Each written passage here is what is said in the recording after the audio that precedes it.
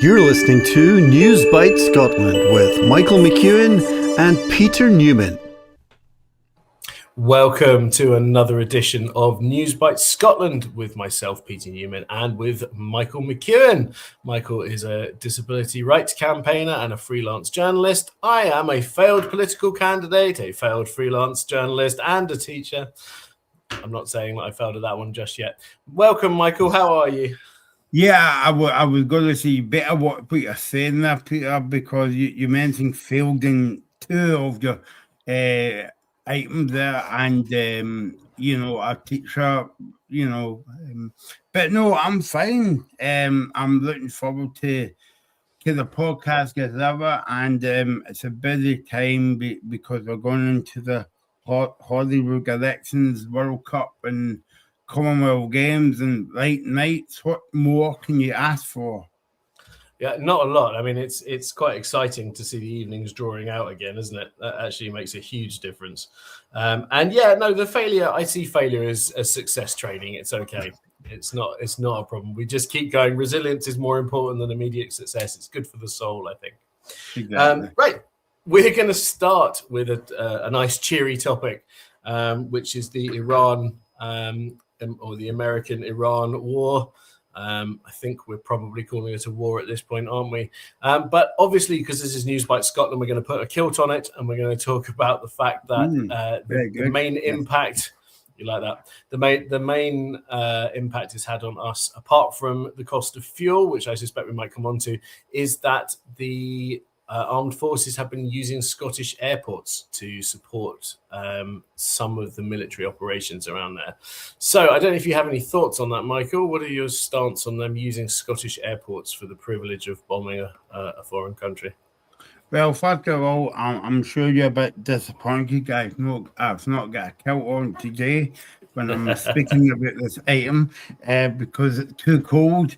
But yeah, listen, I don't know how I feel about it. I would, if you were pushing me on an answer, I would be going towards no, just because of what's going on in the world, and obviously we've got our own issues as well, and obviously because of some called Donald Trump as well, and yeah, I mean we can get into what he said and what he didn't say and all that, but I don't think it's a kind of like good look for Scotland, but I suppose it's an easy stick for other political parties to get at the SNP saying, oh yeah, well, you're using Press Airport and all the rest of it, but I mean, to be honest, they don't really need a good excuse to go onto the SNP because it's SNP bad and all the rest of it. But no, I don't think it's a good look for Scotland, Peter. No. I would be inclined to agree. I mean, I think it's, if anything, ironic. I mean, you're right about the SNP bad narrative that comes out all the time. But of course, if anything, what it really shows you is the limits of the devolution settlement. We're not in control of defence, so we don't have a say on that. We're not in control of the armed forces, so we don't have any say on that. And the one that people forget is we're not in control of aviation either. So although the Scottish government owns Prestwick and took it into ownership, and by the way, it turned a huge profit and is actually employing thousands of people and is doing quite well. Actually, you have no control over what the UK government it chooses to do with either our armed forces or our airports, because we're not independent. So I understand that feels like you're kind of pivoting back, but we can say we can have a ban, and Swinney has asked the UK government for clarification and has basically not got any. The Ministry of Defence spokesperson said the UK had authorised the US to use military bases for specific defensive missions to protect the UK. Well, okay, but we don't know what that is. We're not being consulted. And what you're seeing is, I just think it's actually another example of where we're just not considered. It's not that it's easy to ascribe negative motives to the UK government, and they seem to make it quite easy to do that. But actually, we're just not a factor. They just don't think about us. That's in some ways even more upsetting, really, but it is just the way it is. Yeah, and I suppose what I was going to say is, yeah, I think you covered this a minute or two ago. If it had won power well, then it would be up to us, full stop, But compared to like issues in the elections, for a kind of example, if you want, for better word, for a minute or two, they would have to then toe the party line, whereas they would have to go into London to say, yeah, okay, we need to see that. But in terms of Scotland, then we don't have to go anywhere. So sometimes I feel Scotland's kind of like the middleman here, if you know what I mean, in terms of like, well, we want to make our own decisions, but we can't. So it's like fighting with somebody with one arm tied behind your back.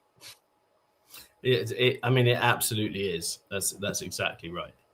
And I think it does just highlight how limited the powers actually are. If I really mean it in terms of the devolution settlement is an incredibly clever document. It really is, because it gives Scotland all of the Scottish administration all of the responsibility with none of the power. Well, and it's until you get independence, you are not going to be able to sort that sort of thing. And it does mean that we will have people from Scotland going off to do these defensive operations, and clarification on what that means just hasn't been forthcoming. The First Minister of Scotland is a member of the Privy Council. There's no constitutional reason why he shouldn't be consulted. It's purely because they're just not interested. It's just a branch office thing. And so until we are able to stand on our own 2 feet, we're not going to be treated as anything other than a branch office. And it really puts people's backs up, I think, with some justification. Of course, one of the, I suppose, kind of moving on a little bit from that, is one of the big sort of consequences of the war in Iran has been the rising fuel prices as the Straits of Hormuz has been blocked and all that stuff. And we're kind of seeing that continue. I don't know if what it's like so just for new listeners and viewers, Michael is our Central Belt correspondent down there on the west coast of Scotland. I'm up in the Highlands. Are you seeing spikes at the petrol pump? Is it hitting people in its pockets already? Yeah, so you can get this bit out if you want, Peter, right? But it's going through the roof in terms of prices, as in petrol, as in kind of basic essentials like food and all that. And like, I think like first of all, I think you would say like food, petrol, and all that is basic stuff. Like it's human rights, basically, But I don't know about you. This is why I'm saying you can edit this bit out if you want. But I feel as though that, and obviously I can't prove this, right? This is only my opinion, and my opinion doesn't count for nothing, very little, I would say. Even I don't believe myself sometimes. But do you not feel though like companies and shops and petrol stations and all that, it's just taking advantage of it in terms of, oh well, we'll bump the price up anyway, just to earn more bucks in their back pocket and all that. Maybe that's a bit unfair for me to say that, Peter. I don't know. What's it like up at your neck of the woods? Am I just being a bit harsh in saying that? I don't think you're being that harsh at all. I think it's difficult to. I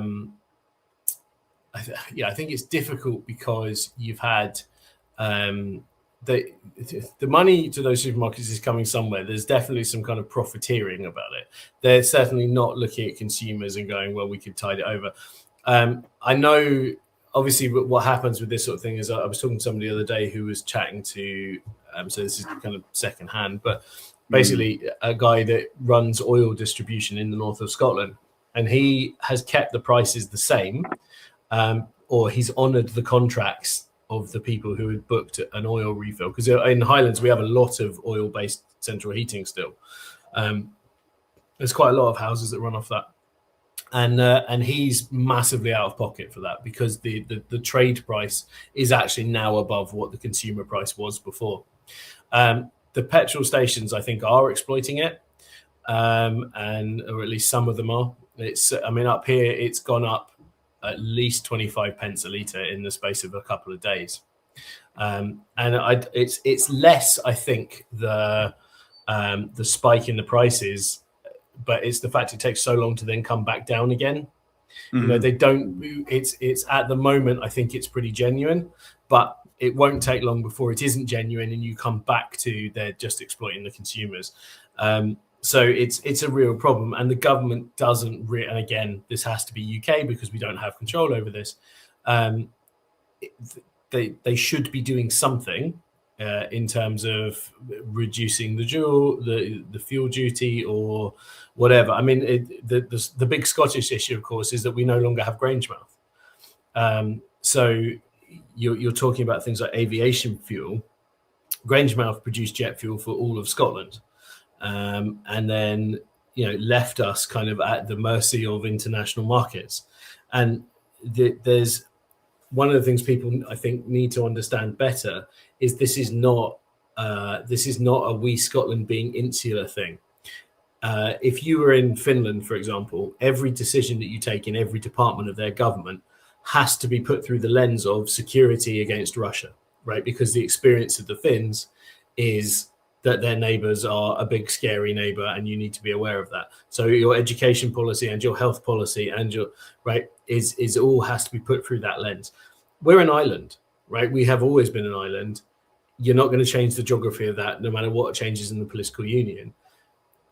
But energy security and food security they should be the lens through which you view all of your policies, right? And it seems crazy to me that you would close Grangemouth and pay, I think it was £200 million, but it might have been £400 million to Ineos to process it in Belgium instead. So Belgium, which is the same size as the Highland, has 4 oil refineries, and we now have none in Scotland. So from a domestic security perspective, that is insane. Now, I'm quite a greeny person, as you will know. I'm fully on board with reducing your carbon footprint, but I don't understand. Nobody can explain to me how getting oil and gas from the other side of the world and putting it on diesel ships and sailing it to the UK and Scotland is better for your carbon footprint than taking the oil in the North Sea, which is closer, and bringing it back to Scotland and refining it here and then using it here. I just can't. I understand that there's a gap. We need more than we produce, and people should reduce consumption. That's a different thing. But nobody can explain to me how that works. See, I think this is another a bit like the last subject. This is another easy stick to beat the SNP on as well. But as you said, that we've not get that power, and obviously, if we did, it might, if this was if this was a conversation we had when we were independent, a lot of people might think, oh, the SNP will be the government. Obviously, they might not be the government. That's what people don't really understand, and that's what annoys me about the whole thing. But yeah, I mean, so we haven't got the power, right? So what I'm thinking is Keir Starmer is just running scared. It's just saying, right, okay, well, we'll do as we're told, not the other way about. And that really annoys me, how a bullshit kind of prime minister would come up, stand up and say, nope, we're not standing for this. We want you to take it away X, Y, and Z, or whatever. But instead of that, it's like, yeah, okay, I'll do as I'm told. It doesn't matter about if people can't afford the food or can't afford to go out in the car to go to work or see their pals or go to the football or whatever at the weekend. No, you know, I will do what I'm told from another country, and yet a lot of people out there are still very, very poor.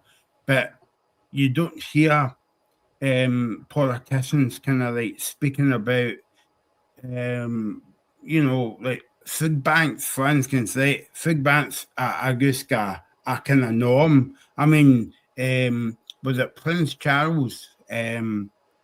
Oh, sorry, King Cat Charles opened a food bank like last year, as if to say, wow, that's a brilliant thing. So I guess with like the Kia scanner would stand up and have some balls and say, no, we're not doing this. It's affecting the country. It's affecting people's mental health about not going out and about and to buy basic essentials and all that. But I don't think he will anytime soon. I think you're right. I suppose what I'd say to that, I mean, I agree with all of that. I think it's years and years and years ago, actually, under the coalition and the austerity. I was in Singapore. I was talking to a woman that had grown up in Poland under communism, and she was talking to us, and we were saying what was happening in the UK, and she was genuinely horrified when I was describing food banks.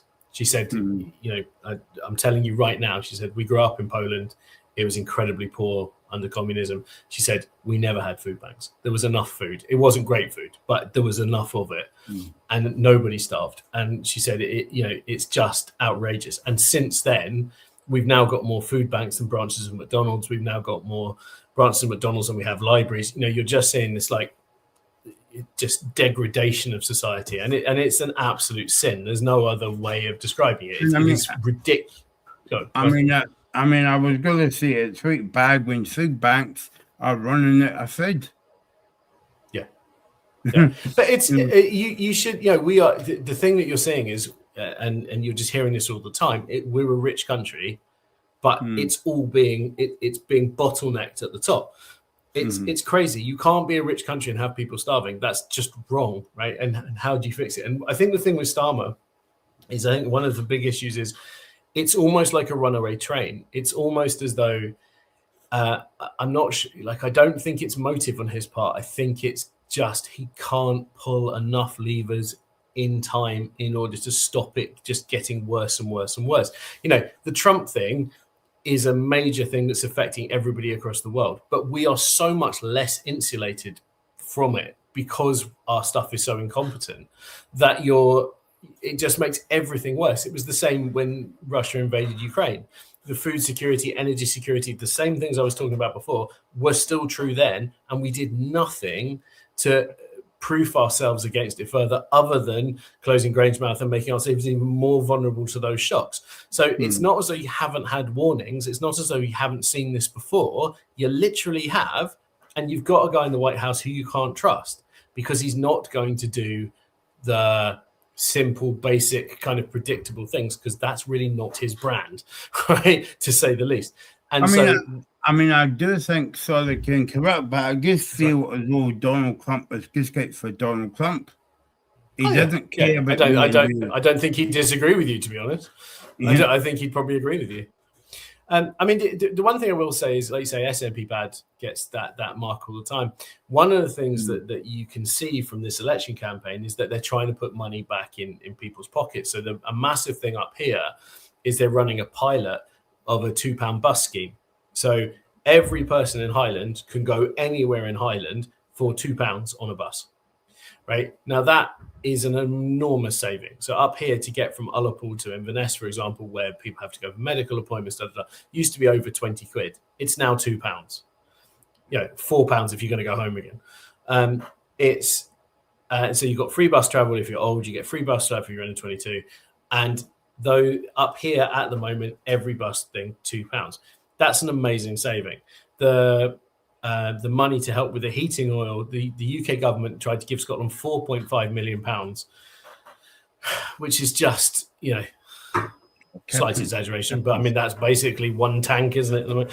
Ha ha ha. The Scottish government have doubled it to 10 million. So they've more than doubled it to 10 million. So they are working to try and put money back in people's pockets. The problem is you've got this push-pull effect where, like you were saying, down south, Starmer's not standing up for anything. He's not actually putting any kind of thing in place.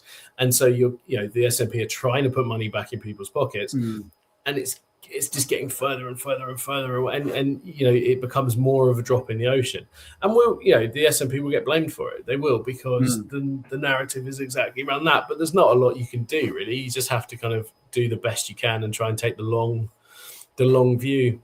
You're listening to News Bite Scotland with Michael McEwan and Peter Newman. Speaking of the long view, that takes us to nearly halfway through the episode, so we better get a shift on, Michael. We were having a conversation about there's been quite a turnover in candidates for Holyrood. So we were pointing out that since the list of people running for the Holyrood election on May the 7th, and stay tuned to News Bite Scotland, because Michael's got lots of plans for us, looking at ways we could do election specials, and I think there could be some quite exciting stuff there. I'm looking forward to it. A number of candidates, Reform got particularly badly hit with this. Reform had a candidate announced, a raft of candidates announced, and they lost 5 within the space of 1 week, which was a bit of a blow for them. And then Malcolm Offord was reported as having made a truly dreadful joke, to be fair. I'm not even sure we should really dignify it with joke, at a rugby club dinner some 8 years ago. And I say that in a literal and metaphorical, and what he said was absolutely horrible, but also it wasn't a joke as far as I could see. It wasn't structured like a joke. It didn't have it. It was just mean-spirited, really. Very strange thing. At least one of their candidates pulled out because he didn't know he was a candidate. We've actually just had a Conservative candidate up here who has changed, and that just happened yesterday. There's been several SNP people that have pulled out for various different things. So there's a whole washing machine mill thing happening here as candidates are getting wrung out. Your thoughts, Michael? Oh, how long have we got? So I was watching another podcast. Sorry, Peter, I wasn't Newsbite Scotland because I watch it and I also own it as well. So I don't want to to watch it too many times. Only for you, not for me, because I hate my own voice and all that. But I was watching a podcast, right, and they were coming live from outside Holyrood, right, and they were interviewing people on the last day about people retiring and if they're coming back and what do you thinking, or I know which podcast you were watching, Michael. Yes. And I'm not sure if I'm allowed to advertise this. I think a little poddultery is entirely fine. I think a shout out to the Holyrood Sources boys is entirely fair enough. I enjoyed that episode, and my local candidate Marie Todd, who I know very well, was on it as well. So because she's also the sports minister, so she was chatting to them. Yeah, it's good. Good episode. Right. Yeah, so Holyrood. And basically, they were talking about this term's been not any kind of big legislation has been passed, and it's been toxic. And I'm thinking, well, imagine if 5 MPs from Reform gets in, how toxic will that be then? And I think MPs are getting, the candidates are getting put off just because of the vile stuff that's coming out from Reform and maybe other parties as well. But I would heavily lean towards Reform at the moment. And maybe people will say, well, I can't be bothered because, I've got my own life and, my my mental health will go up, and all these kind of issues as well. So I just feel as though that that's when it doesn't become politics. And I would argue the point as well, Peter, that when we were talking about food banks early on, I don't think that should be a political football. I think that should be a cross-party, not even a cross-party group, but cross-parliament MP should be working to abolish kind of like food banks. So I think people's getting put off by, reform coming into power, and I mean, let's face it, reform is getting platforms where they shouldn't be having platforms like on debates and all that. I think they're just the villains and all that. And I suppose, I suppose like that's the main reason why maybe people's kind of saying, well, I don't really want to stand if they get in. I don't really want to work with them and all the rest of it. Might be other stuff attached to it as well. Might be, family issues, personal issues, mental health issues, all the rest of it. But I do think that's the main issue about reform. I think it's certainly a big factor. I mean, the candidate turnover, I think one of the things that people perhaps underestimate is you do get put through a ringer as a candidate. So no matter what level you're running at, be it council or I've only run for council and the general election. And in the general election, because I was with a small party, I got kind of an easy ride, I would say. You don't get turned inside out in exactly the same way as you do, particularly for Holyrood, I think. And particularly if you're on the pro-indie side. The media are quite relentless.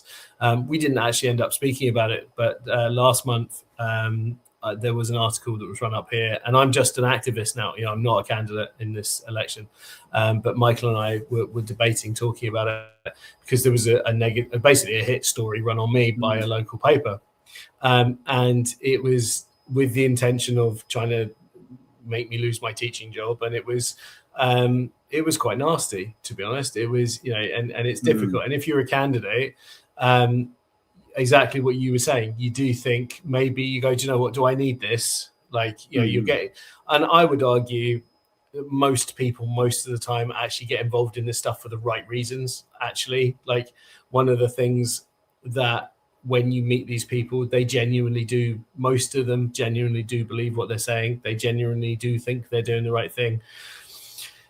You don't agree with them, but that's okay. And then some of it's really, really nasty. And you're right, that podcast where they were all saying this has been a very unconstructive, but what kind of rocked me back on my heels is it was a bunch of Tories who have been some of the most obstructive who were saying that. And you thought, well, why didn't you say that 4 years ago and fix it? Because now you've opened the door to reform, exactly what you're saying. I mean, the reform have had they lost 5 candidates in 1 week for various kind of scandals and all the rest of it. So I think it is a combination of that. I think it's that you get turned over by the press. They turn over your life, and they go rooting through you, and that's before you get to the online stuff. You have people who are trying to publish your home address, and they'll attack your wife, and they'll go, particularly if you're SNP. They really do go for you, and they think the gloves are off where that stuff's concerned. And weirdly, the reform people are actually the online reform stuff is actually fairly tepid. They tend to be sort of just like reform. It's not as abusive as you might think. That tends to be the more established parties. The Lib Dems are pretty horrible. And I can easily see why people just walk away and they just go, I'm just not going to do this. And then you've also got the internal politics aspect of stuff. There's been things up in Aberdeen where people have been, in some of the the Green Party candidate, for example. The Green MSP Maggie Chapman was actually bumped off the top of the list by a former advisor of hers who had put in a complaint about her, and now he's been forced to step down and Maggie's back at the top of the list. And so there's all of this kind of internal politics stuff happening as well. So I think between internal politics and human nature, the inevitable rise of reform, which is definitely scaring people, and then that kind of that being put through a mill aspect of being a candidate anyway, you can see why people are not really up for it, can't you? Yeah, I mean, I do think it's that, and also I think it's like no matter what we're going to talk about in the podcast from now until maybe like next Christmas, it really comes back to like social media and like the hate, and I think like that's a world that we live in now. But yeah, I mean, I think you're right in terms of like politics and all that. And I hate using this word, right? Because we use this word too many times. Role models, right? And that and they're going to Parliament to make decisions that's going to impact in Scotland or whatever, and if they're going to come out with offensive jokes or comments about gay people and all the rest of it, people with disability and mental health people, what chance have you got? If if people's going to Holyrood and before hopefully they don't get voted again, but in my opinion, but if they do get voted again, well, you're saying, well, he could make a comment about people with disabilities. Is that right? So I think like that's the world that we live in now, Peter, compared to when we were kind of back in the day when we were growing up and stuff like that, yeah, it's not really kind of nice to see, and but sadly that's the world that we live in, and yeah, I was thinking back to kind of like social media, and I know of a lot of people that came off of social media just because of like the hate and violence on and people saying stuff about people and all the rest of it and rumors and I know. But listen, we don't need this at the moment because like we're going through a cost of living crisis and all the rest of it. And yeah, that's okay for people to, you know, um to make comments because they don't get really like pulled up about it. And what I would say is about Malcolm Offord's book will say, well, I've apologised, I gave money to charity. And you're thinking, well, okay, that's okay then. So you've gave money to charity. Good boy, move on. I mean, I Yeah. remember was it Joanna Cherry supposed to make a comment a couple it came out a few years ago, but she actually made a comment, what, about 5 or 6 years ago? And it was like a dog with a bone. They never let that go. So what's the difference here? I know Malcolm Offord's comment was really, really bad, and by the way, I've not saw it yet. But so what do you expect if somebody makes a comment 9 years ago, 10 years ago? We're just going to say, okay, that was in the past. Forget about it. No. Yeah, it's fine as long as you buy your way out of it. Yeah, if you haven't seen it, the National printed it, and it's vile. And I'm not somebody. I'm actually somebody who I'm quite comfortable with people saying offensive things. I actually think if free speech means anything, it means people should be able to say grotesque things. This is horrible. I've not saw it yet. So, yeah, it's really it's massively homophobic. Like I say, if anything, one of the issues with it is not even that it's homophobic; it's just stupid. It's just horrible. There's no, it's a joke about George Michael and his the late George Michael from the perspective of his husband, and it's just horrible. And there's just there's no buying your way out of it. You're listening to News Bite Scotland with Michael McEwan and Peter Newman. But there's also no buying out of our way from the clock marching on. We've got 9 minutes left of this episode of News Bite Scotland. So I'm going to skip the ferry discussion because it's not very interesting. I have nothing insightful to say about it. But what I would like to hear about is the hustings that you ran. So you could let the people know about your hustings because this sounded very exciting to me and I hope it went well. So tell us all about it. Yeah, so it was funny. I was watching again social media last night, and there was the Scotsman had an actual hustings came from the same event that I was in last week. So I was at the Assembly Rooms in Edinburgh, and by the way, I haven't been there. It was a nice venue and all the rest of it. Had a wee cheeky overnight stay as you do in Edinburgh because I'm like Malcolm offered. I don't have a lot of money as well. But yeah, so I was run by Inclusion Scotland. Inclusion Scotland is an organisation for disabled people. So they work with the Scottish Government and different policies and all that, try to make life better and all the rest of it for people with disabilities. Anyway, so they held a kind of like hustings event last week in Edinburgh, and they asked myself, probably because they couldn't find anybody better to host an event. So I went along, and it was about 70 people in the room, and there was over 200 people watching on YouTube.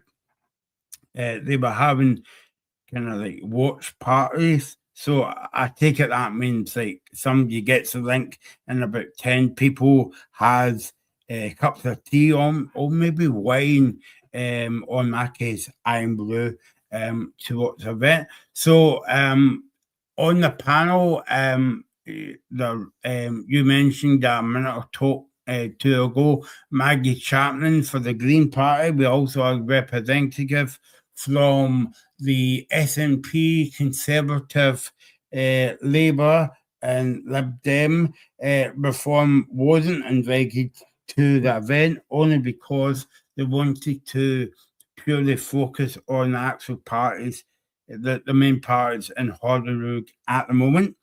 And it was quite interesting because it was the only kind of like debate that I've been at. The first one I've actually chaired, and I was absolutely shattered by the end of it because it was on for 2 hours. So we managed to get 7 questions in on the 2 hours. Don't know why, because I was hosting. But Maggie Chapman was only one as a sitting MP. All the rest of them was candidates. So basically, the way I put it is Maggie Chapman was like in the high school, and everybody else wanted to be in the high school as well. So it was quite a good event. But yeah, it was the first event I've been to that they all didn't have a wee fight or a wee disagreement. They all kind of like agreed with each other, and at the end of it, I was quite happy, but I was also a wee bit disappointed how they kind of like agreed with everything and all that. One of the questions was about will you stick to your manifesto promises? And obviously they said, oh yeah, we will. And I'm thinking, oh no, you won't give it 5 minutes when you get elected to the Holyrood. So it was very interesting how the night went. The questions that get put to the candidates as well, and also it reminds me about disabled people don't speak about disabled issues. They talk about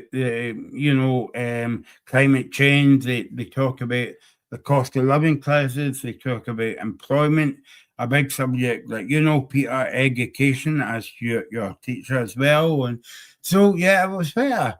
quite a good event actually, and I fairly kind of like enjoyed it, you know.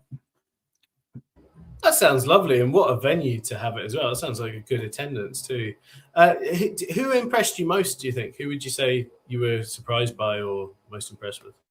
Yeah, so well, obviously, Maggie Chapman, only because she's been in Parliament. I think this is her first full term. Came to mind.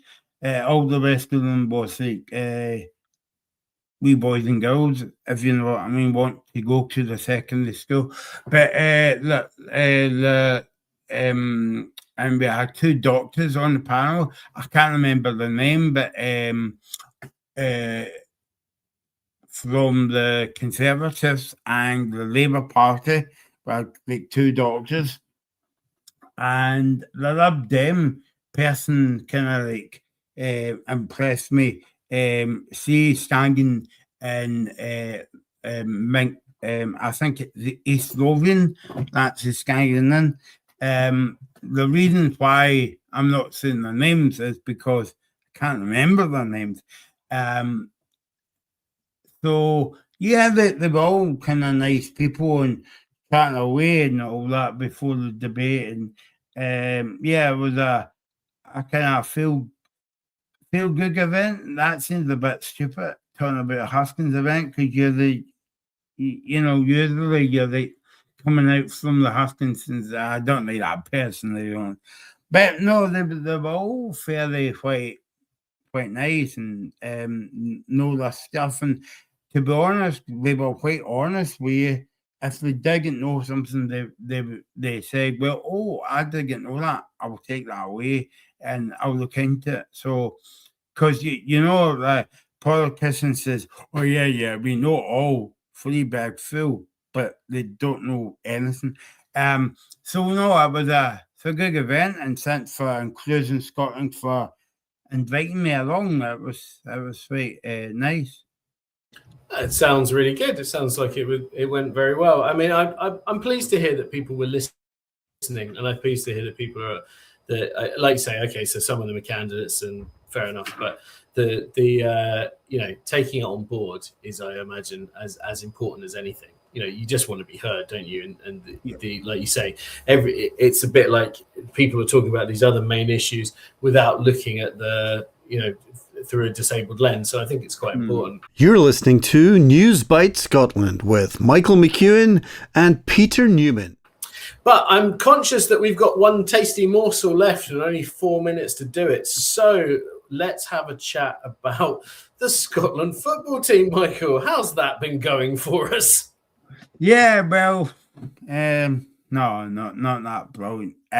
So anyway, the main thing is we've qualified for the World Cup. I don't know if I've said that. Maybe I'll say that about 10 more times before June, until we get sent packing back home again. So we had two warm-up games. We had a warm-up game at Hampden on Saturday against Japan, and we got beat 1-0.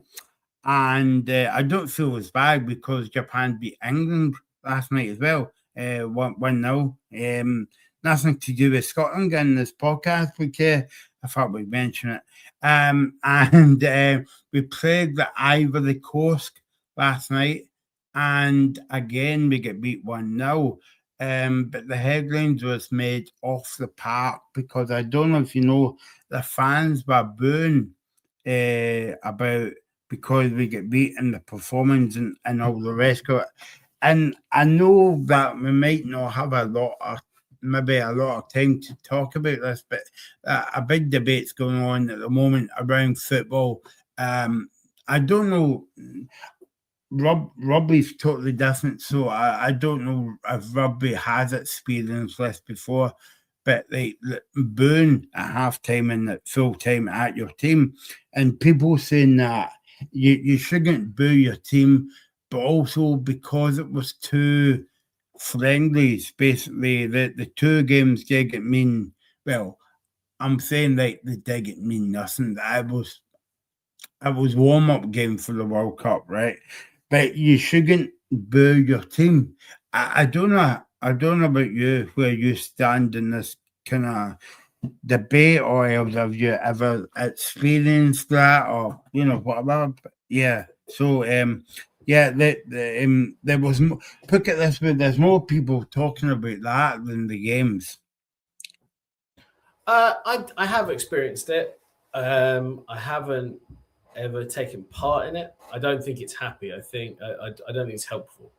I mean, you're right. Rugby doesn't have quite the same thing. Rugby just usually has people mumping and moaning on social media, which obviously you get in football as well.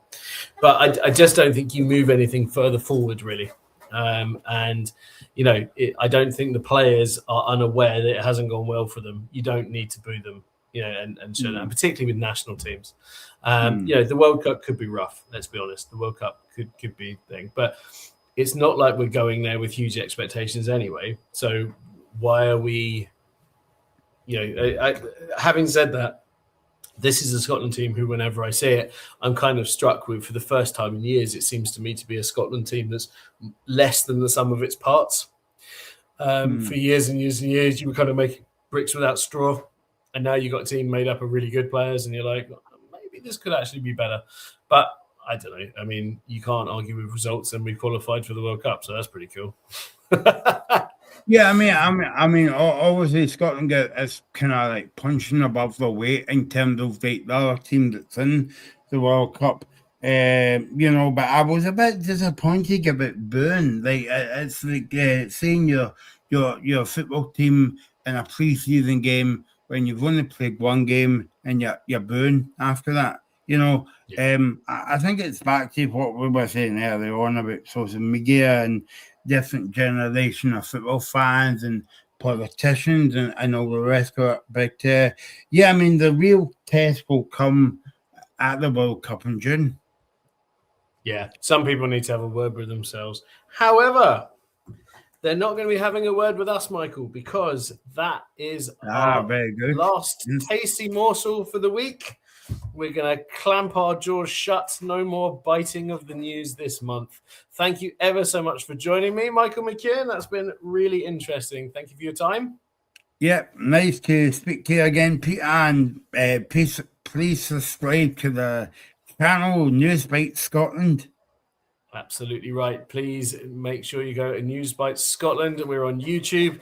We are on X. And stay tuned. We'll be back next month. Unless we can squeeze in a little cheeky election special too. Thank you for your time, for joining us on Newsbite Scotland. Thank you, Michael. Take care of yourselves, and we'll see you next month. Bye.